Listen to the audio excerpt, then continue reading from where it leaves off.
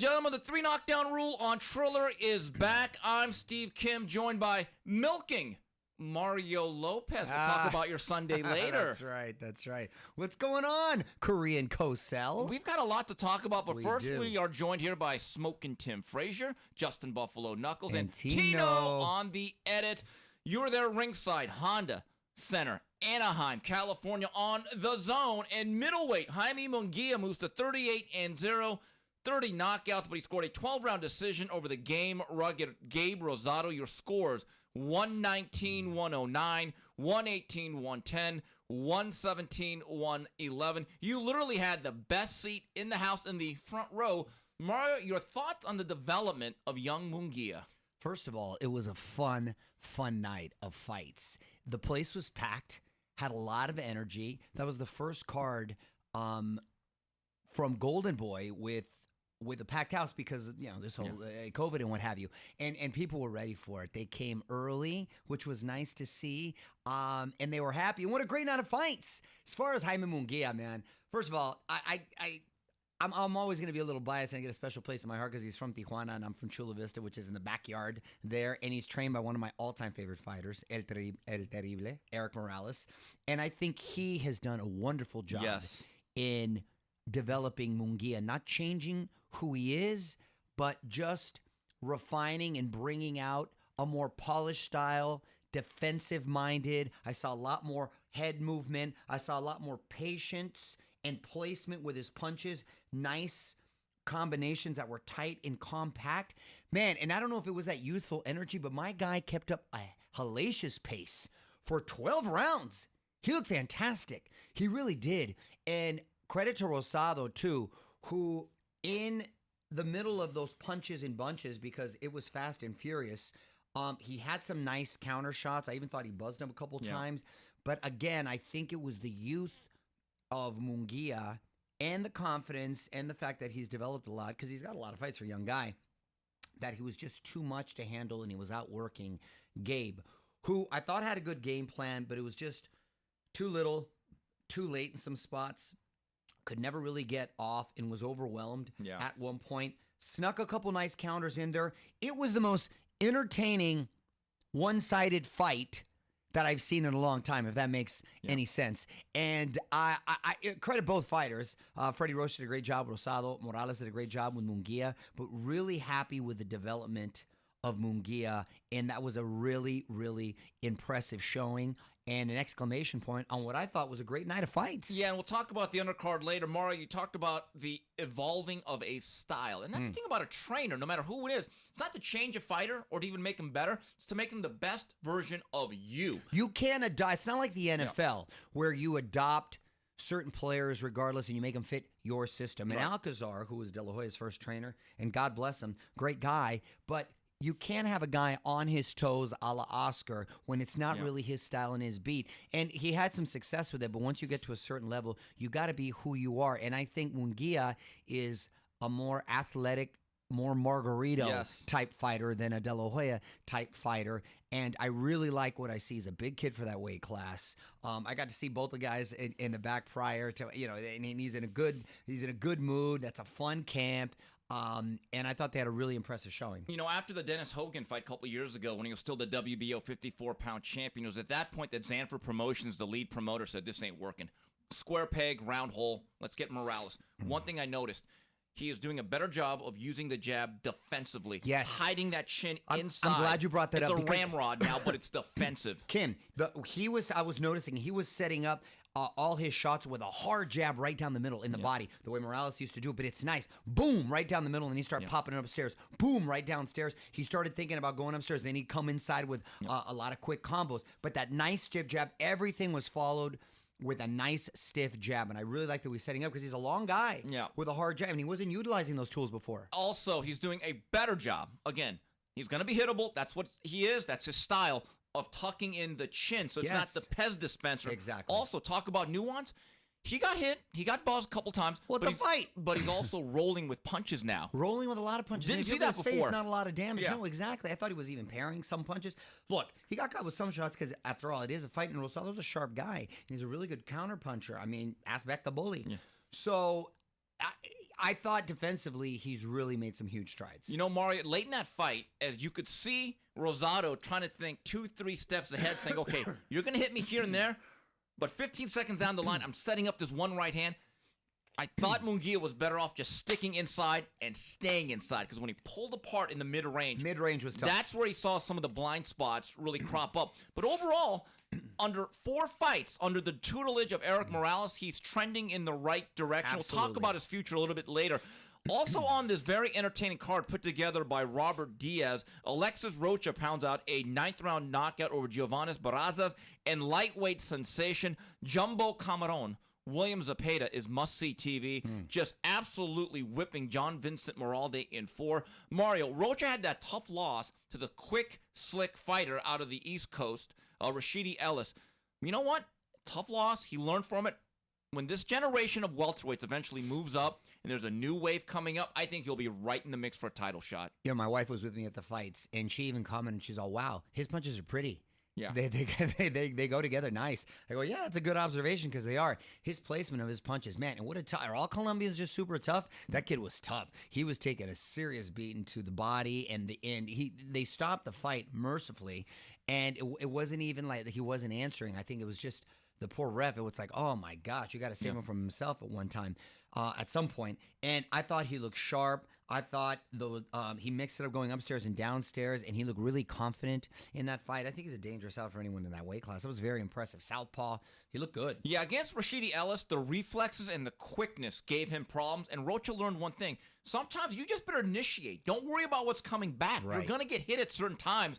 In this particular fight, I think he really found himself that, hey, I'm a volume pressure fighter. That's what I have to be. And Mario, William Zepeda, this guy has no feel-out rounds. From the time that bell rings, Love that. he's punching left, right, down the middle, up and down, left, right. He suffocates you in leather. And I'm going to say this right now, and I tweeted it on Saturday. I want him against Ryan Garcia. Ryan Garcia keeps talking about, I want to be a legend. I'll take on anybody. Okay, the shrimp. Listen, Face Zepeda. of course, I'd love to see that. But here comes the but. He's all wrong for us, baby. Oh, you don't want that you kind. got that one out. You don't want that kind of fight. Look, a guy, he's supremely confident, and like you said, he loves to let his hands go from the get. I love a fighter that just overwhelms you with pressure, calculated pressure, and lets his hands fly. It's always going to be exciting. A good defensive-minded fighter who's a counterpuncher might be able to catch him, but your best defense in that situation is all the punches that are coming in bunches. And so, yeah, get me some more Zepeda. Moralde is a seasoned professional. Won a lot of rounds with Jamel Herring. He did something you don't see, though, because of the pressure of Zepeda. He actually turned his back.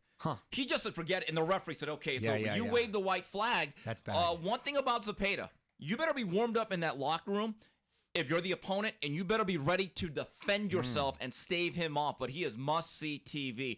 Also, Saturday night from the Footprint Center in Phoenix, Arizona, it was showtime, and the brother Benavidez's were in action. Super middleweight David Benavidez remains undefeated, stopping the game Kyrone Davis in 7 rounds. In junior middleweight action, Jose Benavidez, quite frankly, very, very fortunate to wind up with a 10-round draw against Francisco Emmanuel Torres.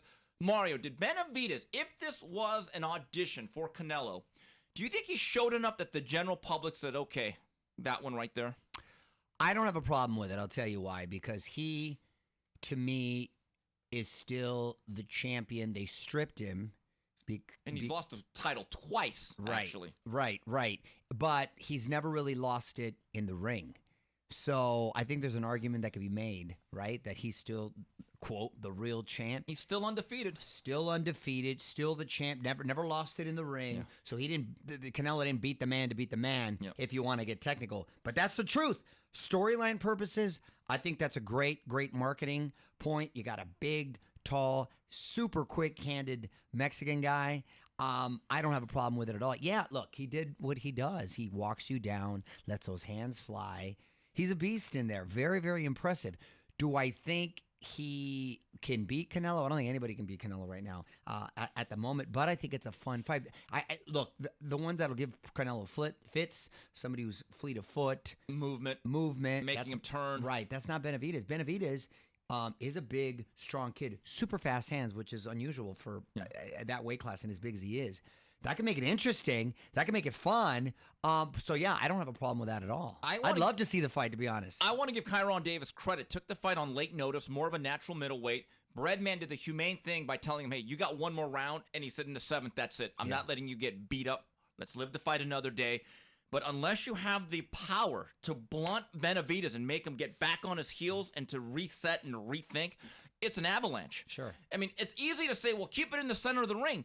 Right, the problem is the guy closes in on you and eventually backs you up. And that's how Benavidez said he'd fight Canelo, too. Just putting it out there. I'm not going to back up. People try to box with him. He made a good point, actually. People try to box with him. Canelo's too slick for it. He doesn't even jab anymore. Canelo's so good.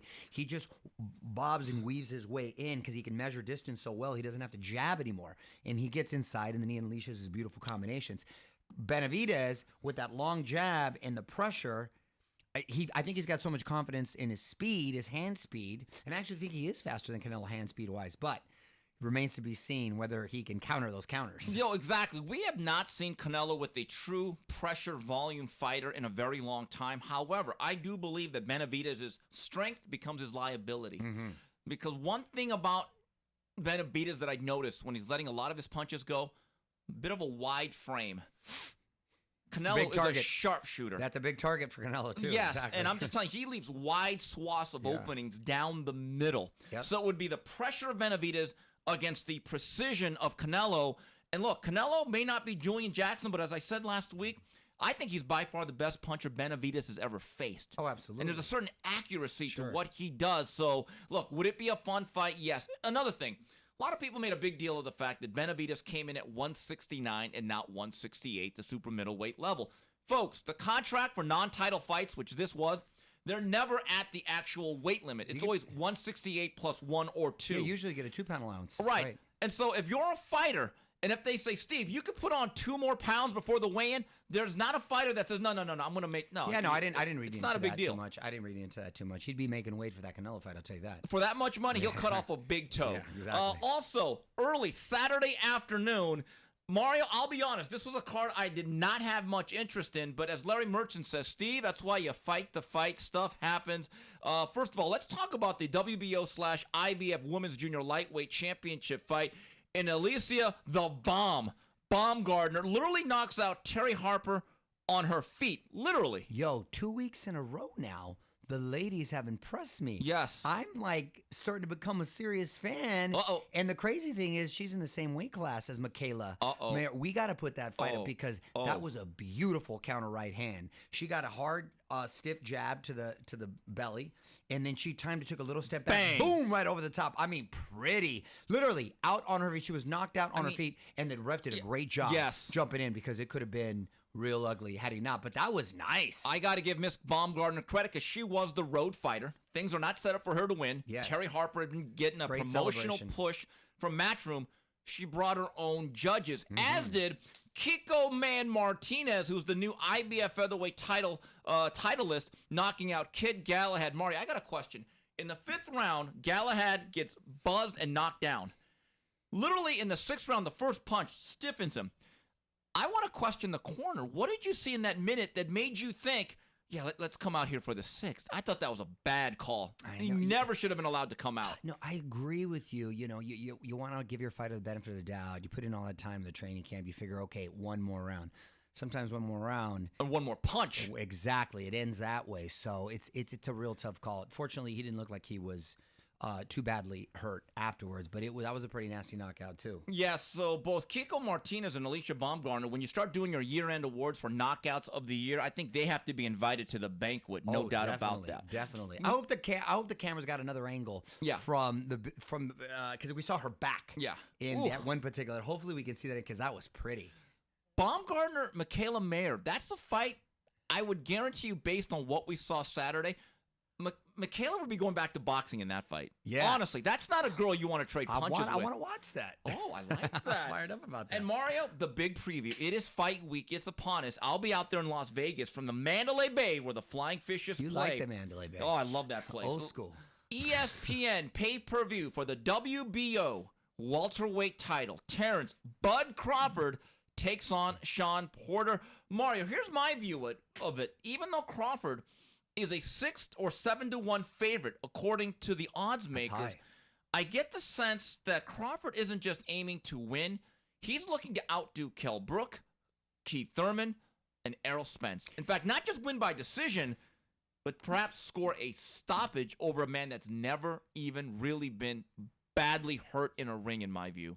Not only that, an argument can be made that he won a lot of those fights that he was in. I was there with Kell Brook, very, very close fight. A lot of people thought it could have gone either way. I was there for Errol Spence. He was right neck and neck. Take away the knockdown. Take away the knockdown. That's what I'm saying. We're splitting hairs here. Forget getting stopped. No one's ever really beating him convincingly, right? To be honest, and those are the upper echelon world champions there. And Porter, to me, is the kind of guy that continues to get better. He always works hard. It's not the prettiest of styles, but it's grueling. It's effective. 4 yards and a cloud of dust. Exactly. He fights you almost like a wrestler. Crawford is a little older. I'm not saying he's lost miles out the fastball because I love me some Crawford. I think he's one of the most talented guys out there.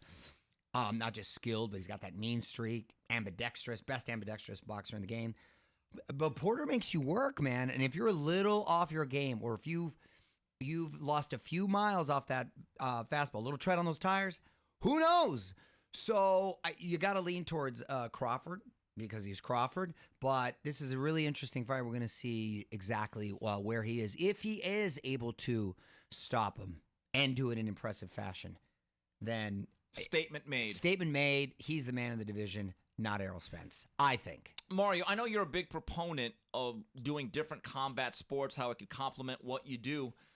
Terrence Crawford does a little bit of grappling. His son's big into it. His sons are big wrestlers. He's got real good natural strength. Yeah. I think that's being underplayed here. You're exactly right. So if Porter tries to put the straitjacket on him, you know what? I actually think Crawford might be more comfortable than we think. There's guys, I was having this conversation the other day. There's guys that are just heavy-handed guys, like a Golovkin, right? Just a heavy hand. Pacquiao, just heavy-handed, bonk, hits you. And there's guys that are just physically strong. Like a Mayweather didn't have heavy hands, but he was physically strong. Yes, he was. You never saw Mayweather get pushed around, moved around. He was stout in there. He was very, and that's the same thing with Crawford. Not necessarily bludgeon you with his blows, but he's strong in there. He's hard to kind of bully around. So Porter might have a tough time with that. And maybe I think that's the wrestling and the base itself. So there's different types of strength, and that can wear itself thin on his opponent as well. The other factor for Crawford that I believe is an advantage, he's more versatile. Terrence Crawford there's no one more versatile, yes. is the greatest switch hitter since Mickey Mantle or Eddie Murray. He's the only guy that could box you 8 rounds right-handed and all of a sudden just seamlessly go southpaw and then knock you out with it. And he's long, he's lean, athletic, and I just think he's got more tools. Look, Sean Porter is the ultimate try-hard, stick-to-itiveness guy. But there's a reason why he's fallen up short at a certain level. And if Terrence Crawford is the guy we still think he is, which is among the top 2, 3, 4 fighters in the world, I think he wins this fight. The question is, can he stop him? That, to me, is the statement that he needs to make, is put an exclamation point and just hammer home the point. I'm the best damn welterweight in the world. Yeah, I lean towards Crawford. I don't know if he's going to stop him just because no one has yet, and it is a little bit of an older Crawford. So I still think he gets away, and I think he gets away still in an impressive fashion. He can beat him up without stopping him. I just don't know, just because Porter's a tough guy. Yeah, and not to shortchange Mr. Porter. He is by far the best 147-pounder, in my view, that Crawford has faced since he won this title from Jeff Horn in 2018. It's going to be good. And to put into perspective what type of fight this is, because we always talk about we need the best fighting the best. Right. Taking a look at the Ring Magazine welterweight rankings, number 1 is Errol Spence. His future's in the air. But number 2 is Terrence Crawford, followed by number 3, Yordenis Ugas. And Porter is number 4, followed by Boots Ennis at 5, and Virgil Ortiz comes in at 6. I have no problem with that top 6. So anytime you have the number 2 fighter, who many believe is actually the best fighter in the world pound for pound, against the number 4 fighter, boxing needs this matchup. So a tip of the cap to everyone. Yes, that bravo, made gentlemen. this happen. Also, Friday night from the SNHU Arena in New Hampshire on The Zone, the WBO middleweight title is on the line. Demetrius Andre takes on Jason Quigley, and also a buzzkill on this card. MJ Akhmadaliev will not be fighting Ronnie Rios. He came down with COVID. And also one of the most exciting fighters in the world, JC Martinez, the WBC flyweight titleist, takes on McWilliams Arroyo. Mario, we always talk about it's not if you win sometimes, it's how you win. Style points matter, like in the college football rankings. Demetrius Andrade is a guy that, I'll be honest, at times he's been avoided and other times he's been his own worst enemy. Quigley is a guy that I don't even think beat Shane Mosley Jr. the last fight, underneath the Haney-Linares fight. Yeah, I agree. I still can't get over how Toriano Johnson bullied him a year and a half, 2 years ago. This is a fight that Andrade, who I kind of feel bad for because I do think to a certain degree he's been avoided, make the statement. End this in the first half. Look, it's on him now. Hopefully he listens to this because he's a talented guy, skilled guy. And I think he's avoided because it's an ugly style. It is. It's an ugly style for a fighter. And they're like, oh, they don't want any part of that. And it's not worth, the risk isn't worth the reward. But if he good thing he's got that title. But if he starts to make statement victories, okay, then opportunities might open up a little bit more. But this is it. Mario, I remember. If he stinks out the joint, Kim. Right. Mario, I remember when he fought in Miami the weekend of the Super Bowl when the Chiefs played the Niners. And he fought this overmatched guy, and he scores early knockdowns. And then 9 rounds later, we're still there going, oh, my God, Demetrius, you had a shot to actually end this early. Yeah. And every round that went on, it kind of took away from the performance. Guys, it's not just a result. There's a context to this. Moving on to some news and notes. Mario, mark your calendar. Golden Boy in the Zone announced December 18th, San Antonio, Texas. Gilberto Ramirez takes on Yuneski Gonzalez. Co-feature is a young lady that we know very well, Sinicia Estrada. Mario, I'm going to be honest. As someone that likes Zurdo personally, we know his management at Brickhouse. Yuneski Gonzalez, I didn't know he was still fighting. This is kind of a big Well, look, it's a title eliminator. I don't mind it. Apparently, when I was down there and talking with Eric and Oscar and stuff, Bivol was being difficult. But assuming he gets past this fight, because he can still crack, I remember Gonzalez. Yeah. Assuming he gets past this, and hopefully he'll continue to look good in doing so, then it's inevitable. And what I'm told, the Bivol fight will be made. Bivol is going to fight December 11th in Russia. Told that by Vadim Kornilov, and they're saying, Steve, if we don't get Canelo, yes, we want to put Zurdo as the main focus for the spring of 2022, although he still has a mandatory looming against a very talented Joshua Buatsi. Fine, so those are options. But what we talked about with Andrade now applies to Ramirez. Yuneski Gonzalez, you're right, can punch, and he's willing. So again, I don't want one of these ZZZZ Zurdo fights where it just goes on and on and on. The sooner you could end this, the better it is for your case. He made a nice statement in his last fight fighting here. Sully B. Sully B at the Bank of California, home of the LAFC. He's come a long way with his trainer, Julian Chua. If they continue down that same path and have another statement win, I think he's creating some buzz because I think he's a marketable guy. Right. So they look, everyone's sort of gunning for the Canelo sweepstakes, right? Best way that can happen for him is he beats Gonzalez, he fights Bivol, beats him, and then maybe you got a shot. Absolutely. And also announced by the Zone, December 29th. This is actually a Wednesday morning from Japan. Wednesday. Triple G, Gennady Golovkin takes on Ryota Murata in a middleweight unification. Mario, I am curious. 2 years ago, I would have said, oh boy, this will be a worse bombing than Hiroshima. I don't know what version of Golovkin exists anymore. First of all, Wednesday is tripping me out. I don't think I've ever seen a fight on a Wednesday. It's a Japanese thing, though. They do fights in the middle of the week a lot of times. Just to mix it up. Right. All right, good for the Japanese. Yeah. Do they still not applaud?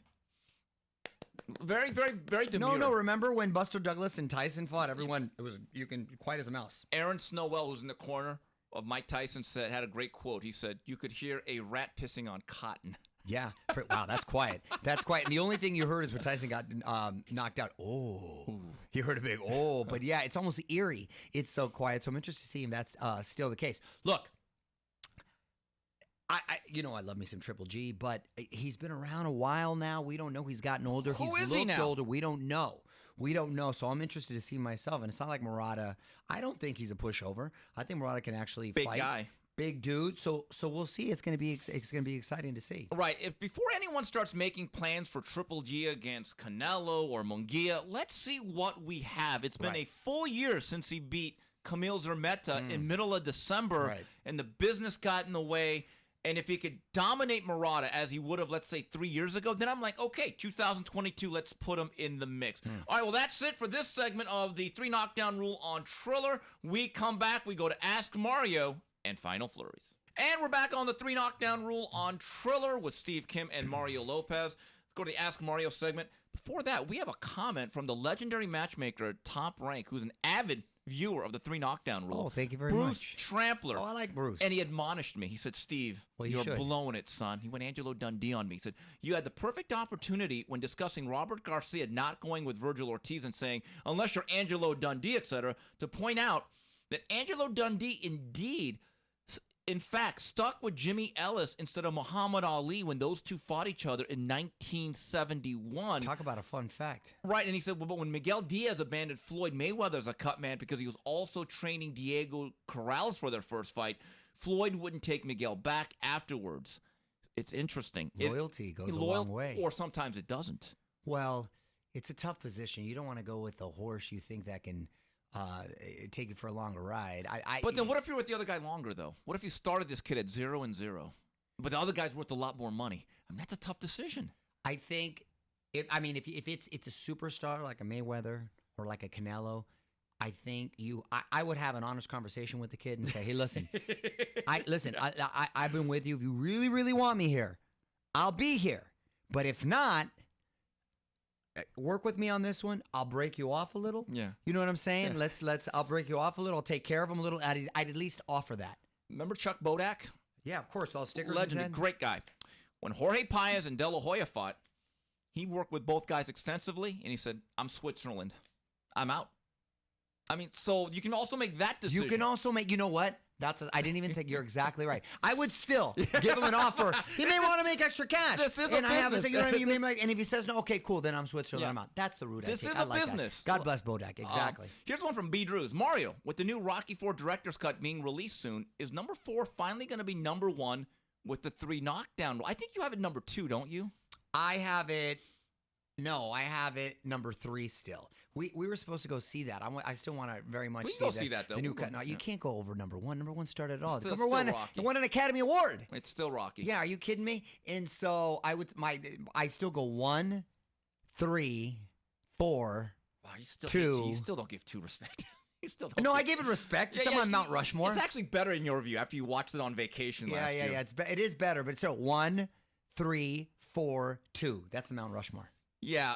I don't count Creed and all them. That's It's a whole like other. if you're You can't count Creed and all that. No, and it's like if you're a Nas fan, Illmatic will always be the greatest album. Hey, I was at a thing not to deviate, but I was at had to do this quick event. Nas was a special guest performer. And there was only like 50 people there. It was pretty awesome to see. Love Nas. My guy still sounds good. I don't thought about you. Here's one from Michael Montero, a good friend of mine. If you're Team Munguia, do you go for the WBC belt, which is Jamal Charlo, the WBO, which is Andre, or the unified WBA/IBF champ, the winner of Golovkin Murata? Okay. Or do you take an interim bout in the meantime? If so, what? Now, I want to point out, in the WBC and WBO, Munguia is number 1.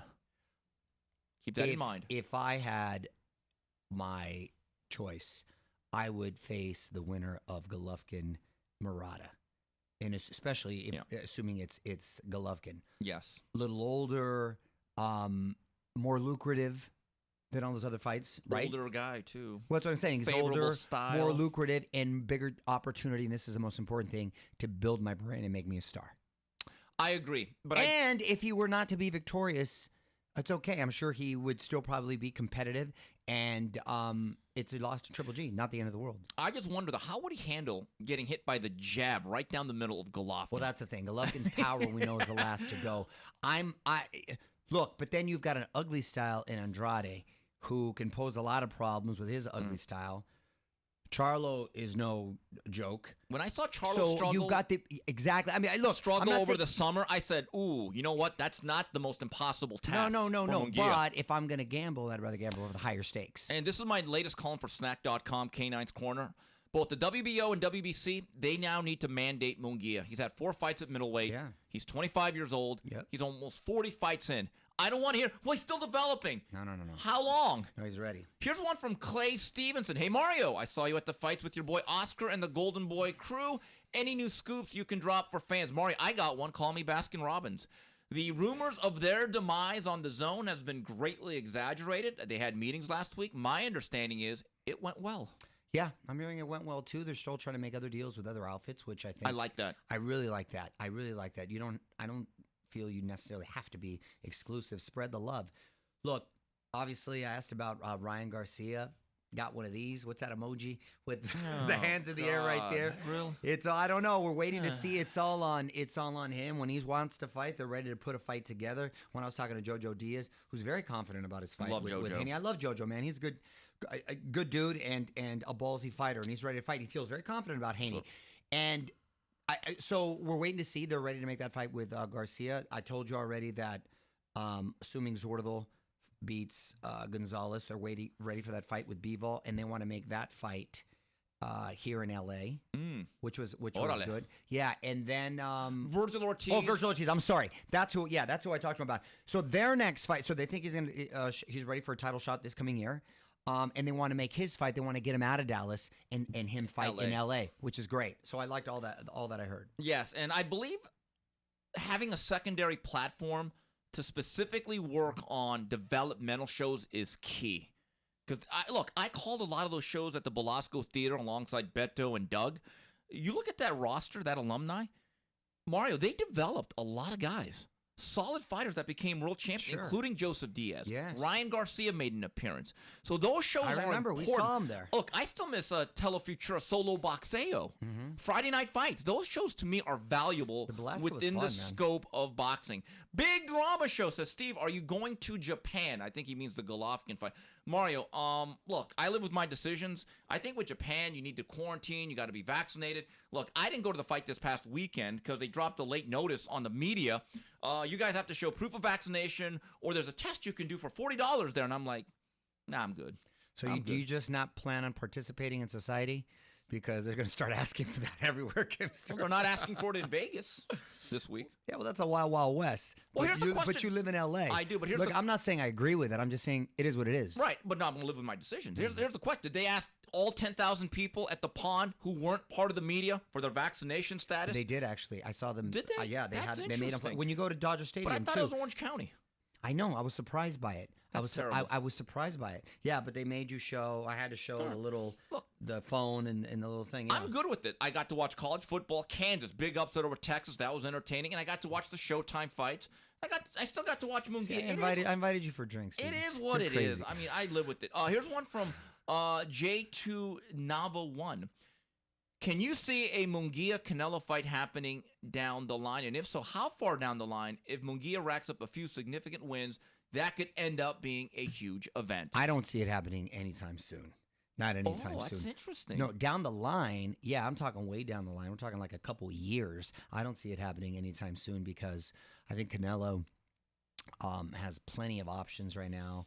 He's all about kind of trying to make history. And they're in different divisions, too. They're in different divisions. But he's a big kid. Who's to say he's not able to grow into 168, assuming Canelo even stays there. But it's a fight, I think, way down the line, if in fact it happens at all. If I'm Munguia, I'm focusing on me.